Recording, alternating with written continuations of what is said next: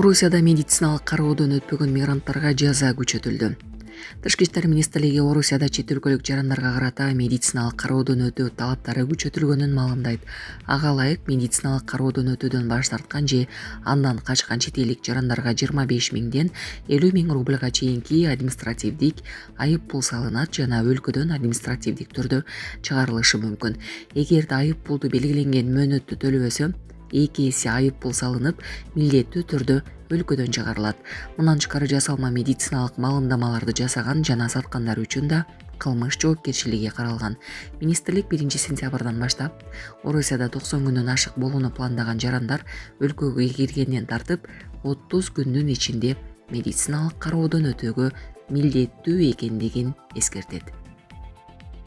Трансулуттук уюшкан кылмыштуу топко катышы бар деп чектелген жаран кармалды.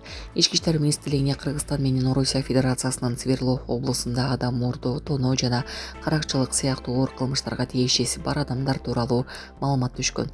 Бул факты боюнча уюшкан топту түзүү же ага катышуу менен кылмыш иши козголгон. Ыкчам тергөө иш-чаралардын жүрүшүндө Ош шаарында аталган топко тиешеси бар деп чектелген 1975-жылы туулган жаран кармалган. Ички иштер министрлигинин басма сөз кызматынан билдиришкендей, анын жанынан жеке тинтүү учурунда 9,3 грамм гашиш табылып алынган.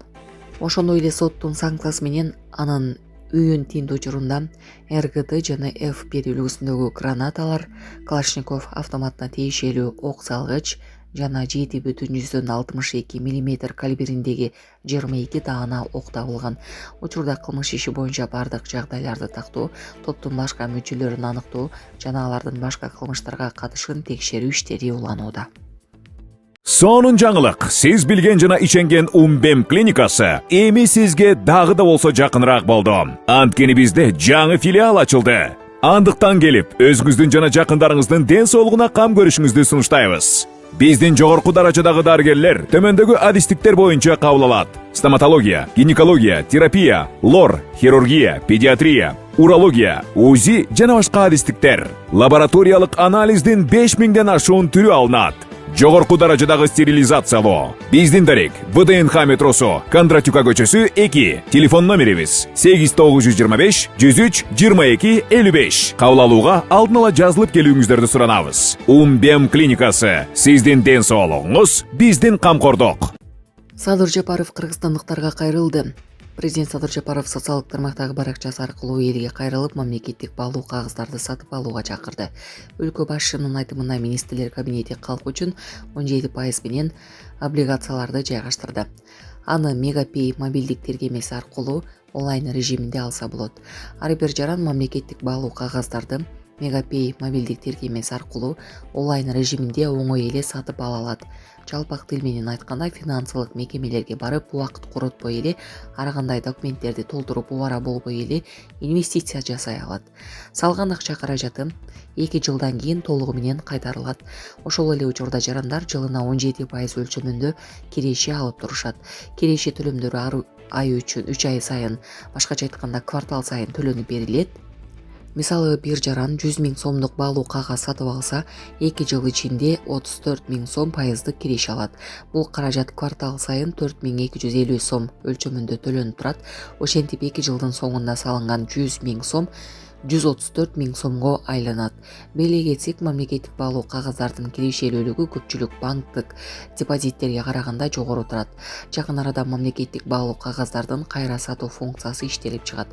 Кыргыз Республикасынын мамлекеттик баалуу кагаздарына мамлекет тарабынан кепилдик берилгендиктен эң ишенимдүү инвестициялык инструменттердин бири болуп саналат. Ошондуктан мен ар бир жараныбызды аталган демилгени колдоп, ага жигердүү катышууга чакырам, деди өлкө башчысы. Ички иштер министрлиги Ташиевдин тергөөдө тартылган видеосу боюнча түшүндүрмө берди.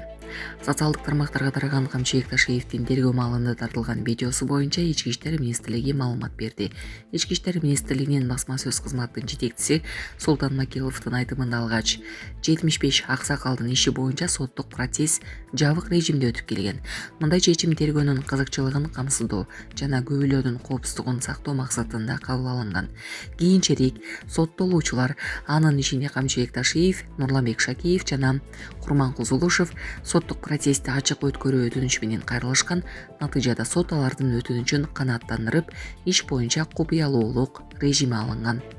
Макелов тергөө учурунда тартылган видеолордун интернетке тарап кетишин атайын уюштурулган аракет же саясий максатты көздөгөн компания катары кароого негиз жок экенин билдирди. Тергөө маалында тергөөчүнүн чечими менен видео материалдар тартылышы мүмкүн. Бирок алардын социалдык тармактарга кандай жол менен чыгып кеткенин билбейм, деди ал. Эске салсак, интернетке тараган видеодо Камчыбек Ташиев камакка алынган учурда анын жердештери жол тосуп, башаламандык чыгарышы мүмкүн экенин айтып жатканын угууга болот. Булак Суберкежев. Иранга каршы санкцияларды алып салууну 35 мамлекет колдоду. АКШ менен Ирандын ортосунда жетишилген меморандумдан кийин Иранга каршы санкцияларды алып салуу демилгесин 35 мамлекет колдоду. Бул тууралуу мамлекеттердин тизмеси Улуу Британиянын өкмөттүн расмий резиденциясы болгон Даунинг-стрит тарабынан жарыяланды. Франция, Германия, Италия жана Улуу Британия биргелешкен билдирүү жасап, Тегеран өзөктүк программасы боюнча так жана ишенимдүү кадамдарды жасаган учурда санкцияларды алып салууга даяр экенин билдиришти. Ошондой эле аталган өлкөлөр АКШ, Иран жана эл аралык атомдук энергия агенттиги менен кызматташып, Ирандын өзөктүк куралга ээ болбошун камсыздоого кызыктар экенин белгилешти. Билдирүүдө АКШ менен Ирандын ортосундагы өз ара түшүнүшү тууралуу меморандум кубатталып, анын аймактагы туруктуулукту чыңдоого өбөлгө түзөрү айтылган.